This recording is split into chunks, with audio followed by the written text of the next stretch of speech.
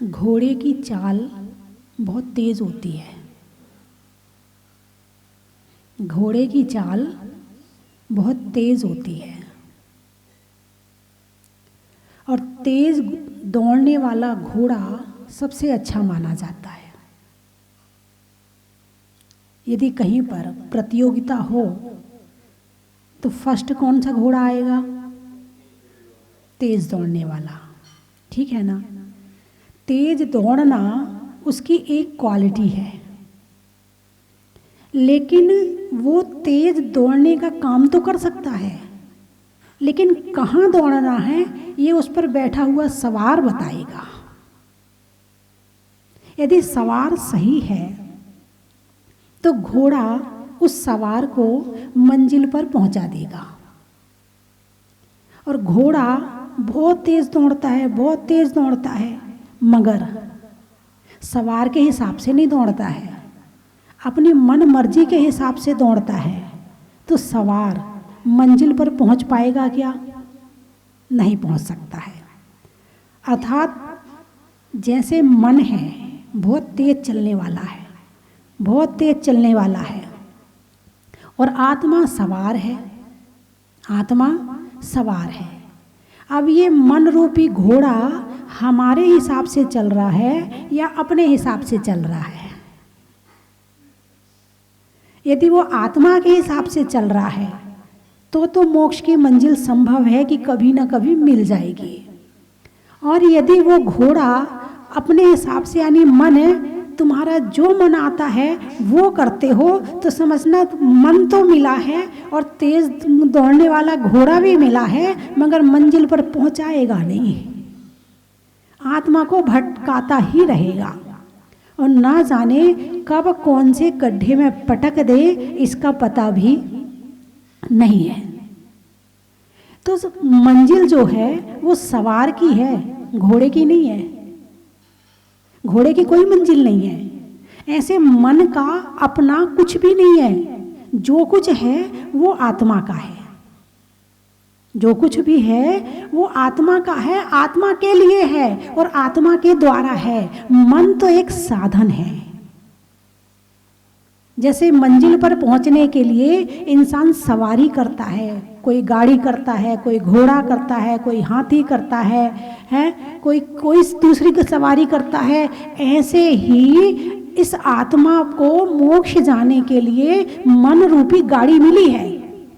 अब उसे ड्राइविंग करनी आती है या नहीं आती है, और नहीं आती है तो सीखे, और नहीं सीखेगा तो मामला गड़बड़ हो जाएगा। यदि घोड़े पर बैठा हुआ सवार अपने हाथ में लगाम लेके नहीं चलता है, घोड़े पर क्या लगाई जाती है?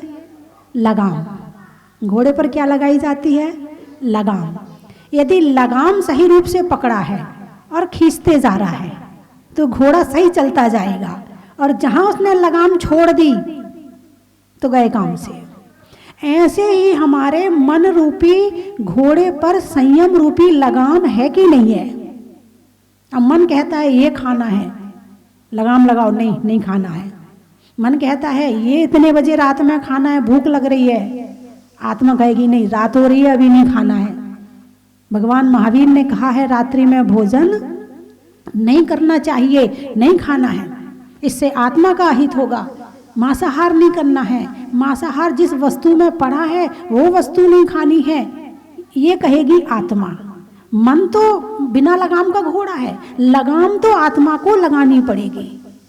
और यदि आत्मा ने मन पर लगाम नहीं लगाई तो ये मन घोड़ा इस आत्मा को नरक में जाके गिरा देगा। जैसे घोड़े में लगाम होती है ऐसे मन पर संयम होता है। जैसे गाड़ी में ब्रेक होता है ऐसे मन पर संयम लगाना पड़ता है। मन पर भी ब्रेक लगाना पड़ता है, ये नहीं करना, ऐसे नहीं करना, ऐसा नहीं सोचना, ऐसे नहीं बोलना, ऐसे नहीं करना, ये आत्मा का काम है। और आत्मा यदि जागृत है तो वो मन पर संयम जरूर रखेगी, और आत्मा सोई हुई है तो मन अपनी मनमानी करेगा। अब आप देख लिए कि मैंने तो थर्मामीटर आपको दे दिया, अब आप लगा कर देखिए कि आपने अपने मन पर लगाम लगाई है कि नहीं लगाई है। आपने अपने मन रूपी गाड़ी में ब्रेक लगा के चल रहे हो या बिना ब्रेक की गाड़ी चल रही है आपकी? जो मन में आ रहा है वो कर रहे हैं। कुछ लोग मन को मूड भी कहते हैं। चलो मंदिर चलते हैं, मूड नहीं है, चलो होटल खाना खाने चलते, चलो ना, तैयार। वहां जाने का मन है, मंदिर जाने का मन नहीं है। चलो प्रवचन सुन लेते, अरे मूड नहीं है। अरे वो वाली पिक्चर बहुत बढ़िया आने वाली है, लगाओ। हाँ लगाओ ना। अच्छे काम को जिसमें आत्मा का हित है उसमें मूड नहीं होता, उसमें मन नहीं होता है, और जिसमें आत्मा का अहित है उसके लिए तैयार बैठे हैं। मैंने कल भी बताया था, ये पुराने संस्कार हैं कि जो पाप के काम में 1 सेकंड में तैयार हो जाते हैं और पुण्य के काम में तैयार नहीं होते हैं। और जिनका मन जरा सी बात में पुण्य के काम में तैयार हो जाता है, मतलब ये उनके पुराने संस्कार काम कर रहे हैं, उनके पुराने संस्कार काम कर रहे हैं, और वर्तमान में उन संस्कारों पर उनने खूब काम किया तो संस्कार और गहरे हो गए हैं। अब ये छूटने वाले नहीं हैं। अब पिछले संस्कार मिले नहीं, वर्तमान में संस्कार डाले नहीं, तो आने वाले समय में कब और कहाँ संस्कार डालेंगे? यही जन्म मिला है अच्छे संस्कार डालने के लिए, यही भाव मिला है अच्छे संस्कार डालने के लिए। अभी नहीं डाले तो क्या कुत्ता बिल्ली बन के डालेंगे? वहां तो योग्यता ही नहीं है, योग्यता तो यहीं पर है। सब कुछ मिल गया, देव सास गुरु का समागम मिल गया, प्रेरणा देने वाले मिल गए, परिवार अच्छा मिल गया, घर अच्छा मिल गया, सास अच्छी मिल गई हैं, ससुर अच्छे मिल गए, पति भी कहता है धर्म किया करो, फिर भी पत्नी कहती नहीं मेरा मन नहीं लगता, मैं नहीं करूंगी पूजा, मेरे से नहीं होता है। इतना सब कुछ मिलने के बाद भी ना कर पाए तो समझना पाप कर्म का उदय है। अंदर से जागृति आनी चाहिए। बाहर से हम कह कह के करवा रहे हैं, मतलब अभी मामला सही नहीं है, लेकिन अंदर से सुन के जागृति आ जाए, अरे नहीं करना चाहिए। अपना दीपक तो अपने ही होता है, उजाला अपना अपने हाथ में हो तो किसी की जरूरत नहीं पड़ती है। यदि अपनी स्वयं की आत्मा जागृत हो जाए तो फिर किसी दूसरे की जरूरत नहीं पड़ती है। तो चर्चा मनोयोग की करनी है। कर्म आते हैं, किससे आते हैं? काय वांग मना कर्म योगा, 6वें अध्याय का पहला सूत्र, तत्वार्थ सूत्र के, काय वांग मना कर्म योगा है। मन वचन काय के योग से कर्म आते हैं, ठीक है। अच्छा, अब ये जो मन है, कर्म आ रहे हैं। जैसे मान लो आपने अपने घर में लाइट की पूरी फिटिंग करवा ली, लाइट की पूरी फिटिंग करवा ली, फ्रीज लगा लिया, कूलर लगा लिया, एसी लगा लिया, पूरा कनेक्शन, पूरे तार बिछा दिए, पूरी लाइन डाल दी, बिल आएगा क्या? बोलिए ना, बिल आएगा क्या? नहीं आएगा। बिल कब आएगा? जब कनेक्शन जोड़ोगे, पावर हाउस से कनेक्शन जोड़ोगे। वैसे मीटर घूमना शुरू कर देगा, मीटर घूमना शुरू हो जाएगा, बिल शुरू। अब तुम्हारी लाइट जली कि नहीं जली इससे मतलब नहीं है, अब मीटर तो घूमने लगा। यदि नहीं जली है तो धीमे घूमेगा, और जल रही है थोड़ा तेज घूमेगा, बिल शुरू हो गया। अब तुम सो रहे हो तो भी चल रहा है, खा रहे हो तो भी चल रहा है, तुम बिजली यूज कर रहे हो तो भी चल रहा है, और नहीं यूज कर रहे हो तो भी चल रहा है। क्यों? क्योंकि कनेक्शन क्या हो गया है? कनेक्शन हो गया है। जैसे ही कनेक्शन होगा मीटर घूमना शुरू हो जाएगा। तो मनोयोग, अब इसको मन अकेले नहीं कहा है, कर्म कैसे आते हैं? मनोयोग से आते हैं। यहाँ पर अपनी चर्चा चल रही थी कि बंध कितने कारणों से होता है, बंध के कारण क्या क्या हैं। तो मिथ्यात्व, कषाय, यही बताए थे ना कि मिथ्यात्व, कषाय, अविरति, प्रमाद और योग। तो अंतिम में योग को रखा है, और सारे योग काम योग से शुरू होने हैं। तो मनोयोग क्या कहा है? योग कहा है। योग, योग का मतलब क्या होता है? जोड़। योग का क्या मतलब होता है? जोड़। मन जैसे ही किसी चीज से जुड़ा, कनेक्शन। जोड़ना का मतलब क्या हुआ? कनेक्शन। और जैसे ही मन किसी पदार्थ से जुड़ा और वहीं से कर्म आने शुरू हो गए। अब रात को तुम सोते हो, आप लोग सोते हो कि नहीं सोते हो? सोते हो। तो सोते हुए आप कुछ करते हो क्या? आंख बंद है, होश में है नहीं, हाथ का पता नहीं, पाँव का पता नहीं, शरीर का पता नहीं है। जितने जीते जागते में जितनी टेंशन होती है, इसका लेना, उसका देना, उसका ऐसा करना, उसको ऐसे करना, उस पर गुस्सा करना, उसको ये दिखाना, उसको वो करना, कोई क्रिया नहीं चल रही है, नहीं चल रही है ना। तो कर्म आएंगे कि नहीं आएंगे? बोलिए ना, क्यों आएंगे? कोई क्रिया नहीं है, बिल्कुल ऑफ में पड़े हैं, बिल्कुल बंद होके पड़े हैं। ना आंख काम कर रही, ना कान काम कर रहे, ना मुंह काम कर रहा, ना कुछ काम कर रहा। तो कर्म तो नहीं आने चाहिए ना। अरे बोलिए ना। अब घर की बिजली बंद कर दी है, मीटर घूमेगा नहीं घूमेगा? कनेक्शन तो है ना, कनेक्शन कट तो नहीं किया ना, कनेक्शन कट नहीं किया ना। इसलिए सोते हैं तब भी कर्म आते हैं, खाते हैं तब भी कर्म आते हैं, देखते हैं तब भी कर्म आते हैं, क्योंकि जो हमने देखा वो मन में गया। तो आंख नहीं जुड़ी सामने वाले पदार्थ से, कौन जुड़ा? मन जुड़ा। सामने से गाड़ी निकली, आंख ने देखी, लेकिन किसने कहा बहुत अच्छी है? मन ने कहा। यानी इन पांचों इंद्रिय के जो भी विषय होते हैं वो मन के माध्यम से ही उपयोग किए जाते हैं। और यदि मन सुप्त पड़ा हो तो पांचों इंद्रियां कुछ भी करते रहे, कुछ नहीं होने वाला। इंद्रियां भी ठीक चाहिए। कई बार इंद्रियां खराब हो जाती हैं, भाई आंखें खराब हो जाती हैं, कई बार जिह्वा खराब हो जाती है, कई बार कान खराब हो जाते हैं, कई बार नाक खराब हो जाती है, खुशबू और बदबू नहीं आती है। इस समय तो वो बीमारी चल रही है। हाँ, लोग टेस्ट करते हैं इस बात से कि देखो मुझे खुशबू आ रही कि नहीं। यदि आ रही है तो कोरोना नहीं है, और नहीं आ रही है तो कोरोना है। हाँ, मतलब कोरोना का काम है नाक की शक्ति को खत्म करना। सबसे पहला उसका अटैक होता है नाक, दूसरा अटैक होता है गला, और तीसरा अटैक होता है फेफड़े। यदि नाक तक है अभी मामला सुलट जाएगा, जल्दी चला जाएगा, कोई दिक्कत नहीं है। गले तक पहुंच गया, चलो अभी भी ठीक है, अभी भी निकल जाएगा।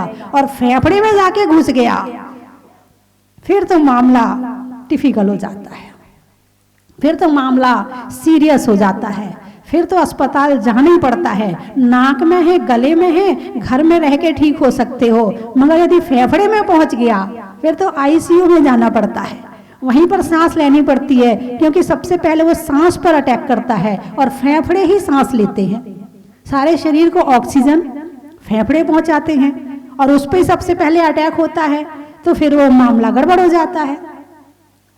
तो ऐसे ही हम चाहे सांस ले रहे हैं, चाहे उठ रहे हैं, चाहे बैठ रहे हैं, चाहे देख रहे हैं, चाहे नहीं देख रहे हैं, हम कुछ भी करें या ना करें, लेकिन कर्म का मीटर चालू है। अब घर में यदि कोई फालतू पंखा चलाए तो क्या कहते हो? अरे बोलिए ना, गुस्सा आता नहीं आता? दिखता नहीं कितना बिल आ रहा आजकल, और पंखा खुला छोड़ दिया तूने, कहते हो कि नहीं कहते हो? यदि एसी खुला छोड़ दे तो और ज्यादा गुस्सा, यदि कूलर खुला छोड़ दें तो गुस्सा। भाई क्यों? पता है बिल आ रहा है, उस बिल का तो पूरा याद है, इसलिए बिजली हिसाब से जलाते हो, लेकिन अपने शरीर की इंद्रियों का जो उपभोग कर रहे हो, काम से ही करते हो या बिना काम के भी करते हो? अरे बोलिए ना, काम के भी करते हो या बिना काम के भी कर लेते हो? हैं? किसी की निंदा बुराई चुगली करनी हो तो ये काम की बात है, बिना काम की बात है? तो हमारा बिल आ रहा है, नहीं आ रहा है, उसका भुगतान किसको करना पड़ेगा? तुम्हारे घर का बिल है, भुगतान तो तुम्हें ही करना पड़ेगा। और मामला और उल्टा है, ज्यादा कर्म बंद हो रहा है, पाप कर्म बंद हो रहा है।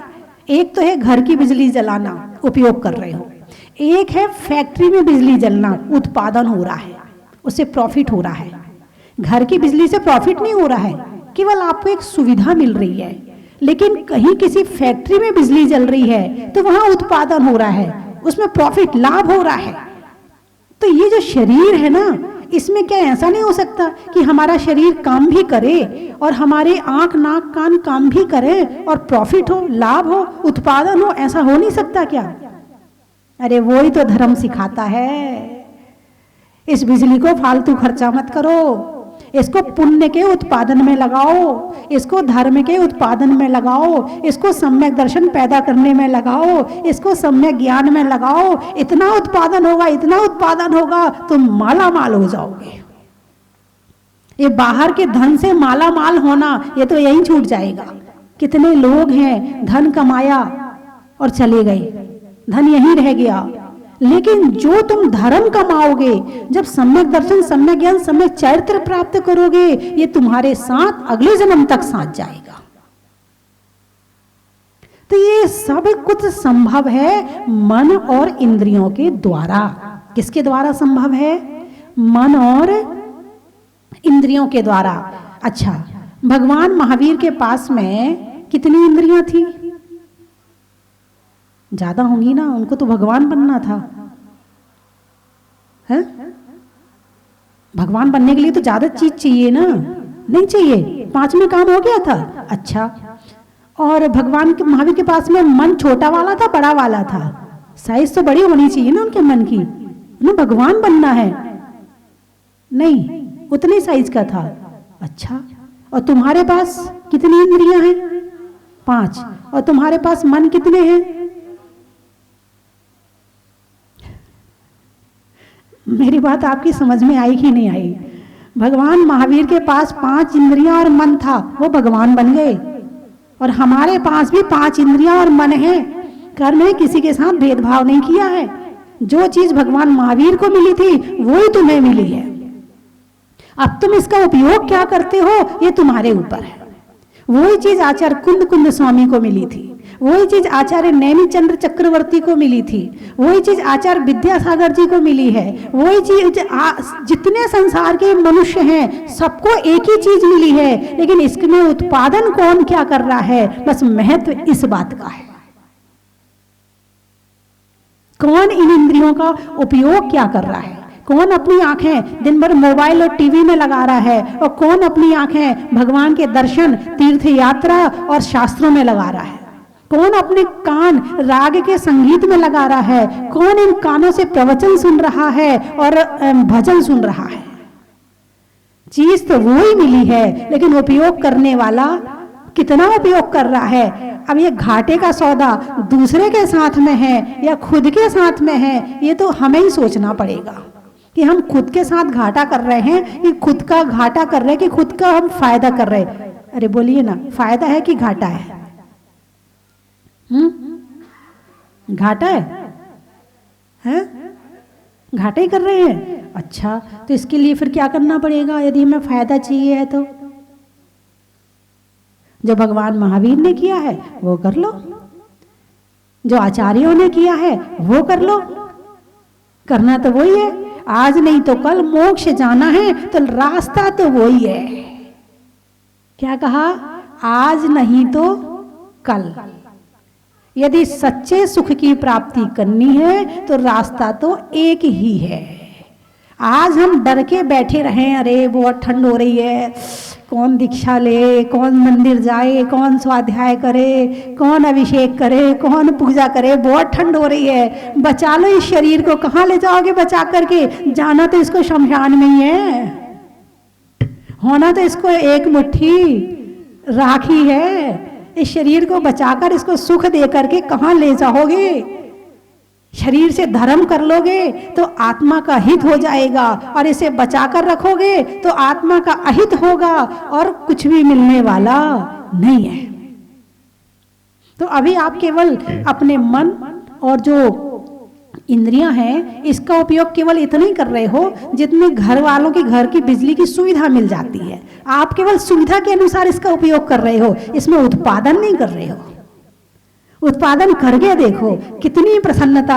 जैसे किसी फैक्ट्री में जब माल बनता है तो मालिक को कितनी प्रसन्नता होती है, ऐसे जब यहाँ पर धर्म का उत्पादन होगा आपकी आत्मा आनंद से भर जाएगी, आपका मन प्रसन्नता से भर जाएगा। ऐसा लगेगा नहीं मैंने कुछ किया है।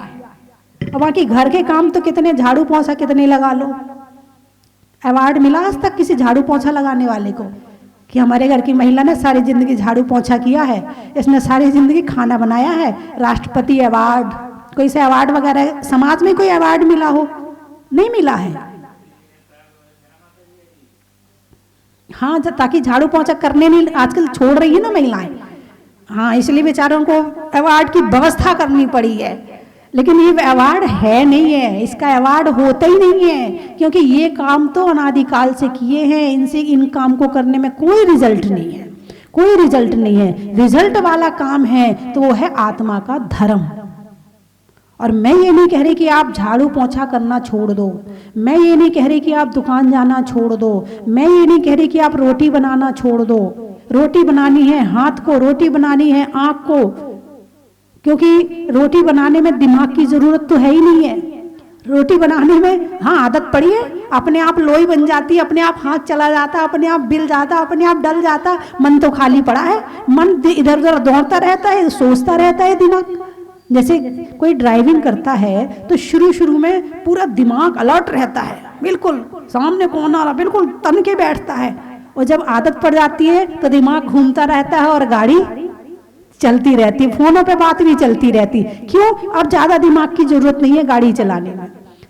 तो जिन काम के संस्कार पड़ जाते हैं उसमें दिमाग की जरूरत नहीं पड़ती है। तो ऐसे ही आप भोजन बनाते बनाते धर्म कर सकते हैं, आप झाड़ू लगाते लगाते धर्म कर सकते हैं, आप पोंछा लगाते लगाते धर्म कर सकते हैं, आप दुकान में बैठे बैठे धर्म कर सकते हैं, आप चलते चलते धर्म कर सकते हैं। नहीं तो आप कहोगे माता जी ने तो हमारे घर का काम छुड़वा दिया।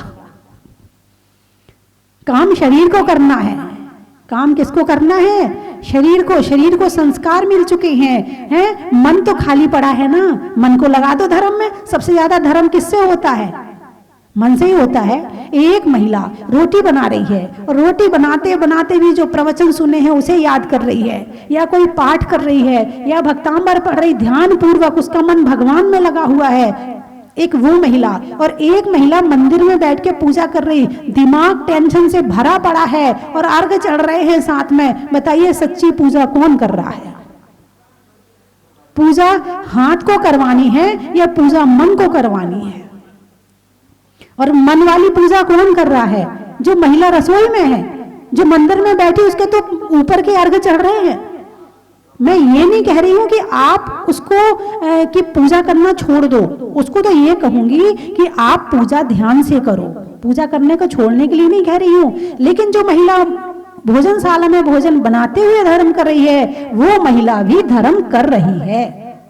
एक महिला अपने बच्चे को बिठाती है, बोल बेटा नमो हरिहंताड़म, है, राजा राणा छत्रपति सिखाती है, तुमसे लागी लगन की बिनती सिखा रही है। एक महिला अपने घर में बैठकर बच्चों को अच्छे संस्कार दे रही है, आत्मा बता रही है, परमात्मा बता रही है, वीतरागता सिखा रही है। बताइए वो महिला धर्म कर रही कि नहीं कर रही है? एक महिला अपने घर का शाम का सारा काम फटाफट करके और पाठशाला पढ़ाने जाती है शाम को, और गांव भर के बच्चों को इकट्ठा करके पाठशाला पढ़ाती है। बताइए वो महिला धर्म कर रही कि नहीं कर रही? और एक महिला उसको कमेंट्स करती है, घर में काम वाम तो है नहीं है, चली आती बस सबके बच्चों को इकट्ठा करके पाठशाला पढ़ाने, फालतू ये लगी रहती है। हमारे बच्चों को ट्यूशन का टाइम पढ़ने में और डिस्टर्ब करती है ये। फिर मेरे बच्चे कहते हैं मुझे तो पाठशाला जाना, पाठशाला जाना, पढ़ने और नहीं देती। अब बताइए वो महिला धर्म कर रही है, अधर्म कर रही है? खुद के बच्चे भी नहीं भेज रही है और पड़ोस में भी जाके सिखा देती है, तो उसके बच्चे भी नहीं भेज रही है। अब वो महिला धर्म कर रही है कि अधर्म कर रही है? बंधुओं, ये बात तय करना बड़ा मुश्किल है कि धर्म कहाँ होता है और अधर्म कहाँ हो जाता है। बड़ा मुश्किल है, क्योंकि धर्म करना है मन को, भाव बनाने हैं मन में, सारा काम होना है मन में, और वो दिखता नहीं है। यदि मान लो कभी पूछा जाए कि एक महिला पूजा कर रही है और एक महिला रोटी बना रही, बताइए धर्म कौन कर रहा है? तो ऊपर से देख करके क्या बताओगे? हैं? देखने में क्या आएगा? अंदर तो झांक नहीं सकते। मन के अंदर झांकने की ताकत तो तुम्हारी है नहीं है, या तो वो खुद जानता है या परमात्मा जानता, तीसरा कोई नहीं जानता।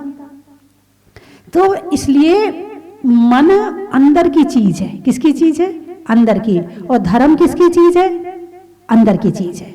और अंदर जो होगा वो बाहर तो झलकेगा। यदि डब्बा अंदर से गर्म होगा, पानी डब्बे में गर्म भरा हुआ है, तो डब्बा बाहर से गर्म होगा? नहीं होगा। ऐसा हो नहीं सकता कि ना हो। ऐसे ही मन में यदि अच्छे विचार हैं और बाहर से बुरा बोलो, ऐसा हो नहीं सकता है। मन में यदि अच्छे विचार है तो ऊपर से भी अच्छा ही बोला जाएगा। तो इस तरह से जो मन है वो मनोयोग बन जाता है। जब दूसरे से जुड़ता है तो मनोयोग बन जाता है, और जब मनोयोग बनता है तो फिर वो कर्म बंध में कारण बनता है। अब कर्म चाहे पुण्य हो और चाहे पाप हो, कर्म दोनों को कहा है यहाँ पर, कर्म दोनों को कहा है। और पाप पुण्य ये भी 4 प्रकार का होता है, एक प्रकार का नहीं होता। जो बंध होता है, एक होता पापानुबंधी पाप, पाप उदय पाप का चल रहा है और बंध भी पाप का चल रहा है। 2 बातें हैं ना, ये काम साथ साथ चलते हैं, दोनों काम साथ साथ चलते हैं, बंध और उदय। पिछला उदय और वर्तमान का जो कर रहे उसका बंध। तो पापानुबंधी पाप, उदय पाप का चल रहा है और बंध भी पाप का चल रहा है। अब एक व्यक्ति बीमार हुआ, उदय किसका है? पाप का। उदय किसका है? पाप का।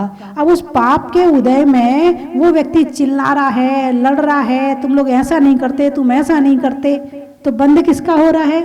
पाप का।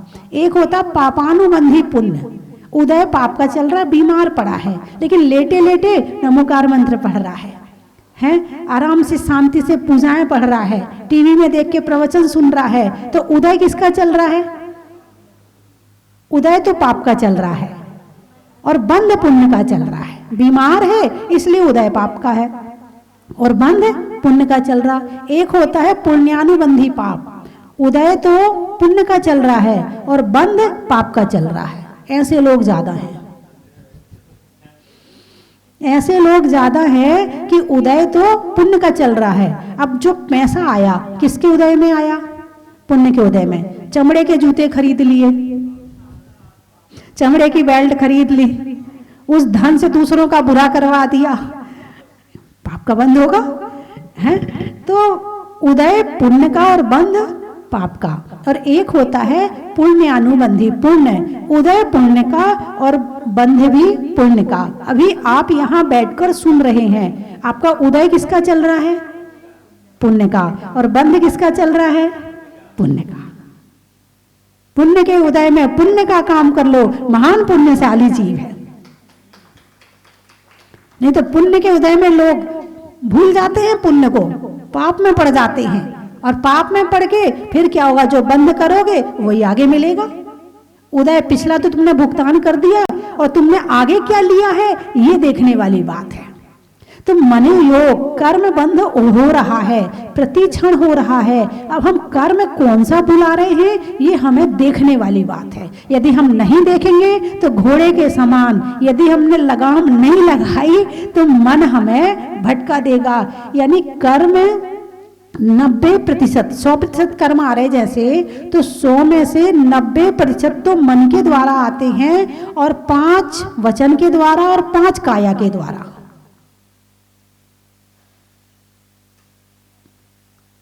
तो मन पाप ज्यादा करता कि पुण्य? नहीं, मुझे नहीं बताना, आप अपने मन में सोच लो, मैं नहीं पूछ रही हूँ। सामूहिक रूप से तो बोला जाएगा, सिंगल बोलना बड़ा कठिन होता है, होता तो है, लेकिन इसको कैसे ठीक करना है, इसको कैसे हमें रास्ता दिखाना है। हम ही गुरु हैं और हम ही शिष्य हैं। बात समझ में आई कि नहीं? गुरु ने तो उपदेश दे दिया, और दे के उन्होंने बता दिया आपको रास्ता। अब उस रास्ते पर चलना है, उस चलने के लिए हम ही गुरु हैं और हम ही शिष्य हैं, हमारी आत्मा ही गुरु है और हमको ही समझाना है, तभी हमें सही रास्ता मिलेगा, वरना अनादिकाल से भटक रहे थे। अरे बोलो ना आगे हैं? नहीं, क्यों भटकेंगे, बिल्कुल नहीं भटकेंगे। ऐसा दरबार मिल गया, ऐसे भगवान मिल गए, ऐसा मंदिर मिल गया, ऐसे अतिशयकारी प्रभु मिल गए हैं, इतने हमारे, अच्छा माता जी मिल गई, इतने सारे गुरु मिल गए। इस पंचम काल में भी हमारे सौभाग्य से हमें इतने अच्छे अच्छे संयोग मिल रहे, फिर क्यों भटकेंगे हम? नहीं भटकेंगे, कर्म जरूर अच्छे करेंगे।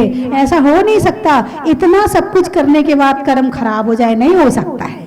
अब तो आपके कर्म अच्छे ही होंगे हैं। और जहाजपुर में पंच कल्याणक हो गया, इंद्राणी बन गया, पुण्य का होता है। देखो यदि यही पंच कल्याणक नवंबर में टाल देती, कई बार हुआ था ऐसा, बहुत सारे लोग आए थे मेरे पास में, माता जी काम पूरा नहीं हो पाएगा मंदिर का, ऐसा करो आप जनवरी फरवरी की जगह जो है ना नवंबर में करवा दो। मैंने कहा भाई पंच कल्याणक होगा तो सूर्य के उत्तरायण में होगा और जनवरी फरवरी में ही होगा, नहीं होगा तो नवंबर में नहीं होगा। अब मेरे तो अंदर से भाव निकल रहे थे तो मैंने दृढ़ होके करवा दिया। अब ये क्या पता था कि कोरोना को आना है। ये तो भगवान का अतिशय है जो अपना काम कह के शायद मेरे से कह दिया होगा भगवान ने। भगवान मुंह से नहीं बोलते हैं, लेकिन कहीं ना कहीं से किरणें तो आ रही होती है ना। हाँ मैंने 1-1.5 साल पहले कह दिया था, 2 साल पहले पंच कल्याणक होगा तो 2020 में 20वें मुनि सुब्रत नाथ का, 2 साल पहले कहने तैयारी करो। लेकिन फिर भी वो भाई ठेकेदार तो ठेकेदार है उनके। अब सावन आ गया तो राखी में चले गए, होली आ गई तो फिर 10 दिन को चले गए, काम ऐसे ही होता है। फिर मैंने कहा नहीं पंच कल्याणक होगा तो 2020 में होगा और जनवरी फरवरी में होगा। आचार्य श्री ज्ञान सागर जी को भी कोई और पंच कल्याणक कराने थे, मैंने कहा नहीं आचार्य श्री होगा तो यहीं का होगा। अब देखो आचार्य श्री भी आज हमारे बीच नहीं है, उनका सानिध्य भी नहीं है और कोरोना का भी सानिध्य आ गया, तो दोनों ही मामले ऐसे हो गए थे कि फिर संभव नहीं था। और इतने भक्तों की उपस्थिति, इतना उत्साह अंदर में, इतने भाव, इतना कोरोना आने के बाद तो उत्साह आधा खत्म हो जाता। और फिर वो परिस्थिति, डरते लोग पंच कल्याणक में इंद्राणी बनने से, वो बात और वो भाव रहने वाले नहीं थे। लेकिन भगवान का अतिशय था, भगवान को जिस क्षण जिस समय जहां जाकर बैठना था वो सारा काम उनके अनुसार होता गया। और हमारे इंदौर वाले अनिल जी इंदौर के पंच कल्याणक में बैठे और 2 दिन बाद फिर यहाँ के पंच कल्याणक में बैठे। ये कितना मतलब इस अपने आप ही रास्ता मिलता जाता है, भाव बनते जाते, ये होता अटैच। जहां से अटैच होते हैं वो चीज हमें खींचती है। बस तुम्हें जुड़ने की जरूरत है, बाकी काम तो फिर अपने आप हो जाएगा। तुम्हें तो जुड़ने की जरूरत है, बाकी तो भगवान खींच लेंगे आपको। अभी जो सुरेश जी हैं बांसवाड़ा वाले, वो 15 दिन में 3-4 बार आए, बोले माता जी जयपुर जाता हूँ, कहीं से निकलो, गाड़ी अपने आप यहाँ मुड़ जाती है। ऐसा लगता नहीं जहाजपुर के बिना आगे नहीं बढ़ना है। चलने में पात का, मित्रों में साथ का, तीर्थंकरों में मुनि सुब्रत नाथ का, पंखा में झलने का, बच्चों में पलने का, भगवान की जमीन से निकलने का बड़ा ही महत्व है। हिंदी में मात्रा का, स्कूल में छात्रा का, आज आपकी जहाजपुर की यात्रा का बड़ा ही महत्व है। आम की बौर का, खाने में कौर का और आने वालों में इंदौर का बड़ा ही महत्व है। और कहाँ से आए हैं? बनेठा कापरिन, अच्छा। साड़ी में पिन का, साबुनों में रिन का और आने वालों में कापरिन का बड़ा ही महत्व है। बनेठा होते हैं। बनेठा, अच्छा बनेठा का तो सोचना पड़ेगा है। बच्चों में टाटा का, फूल में कांटा का और आने वालों में बनेठा का बड़ा ही महत्व है। और कहाँ से आए?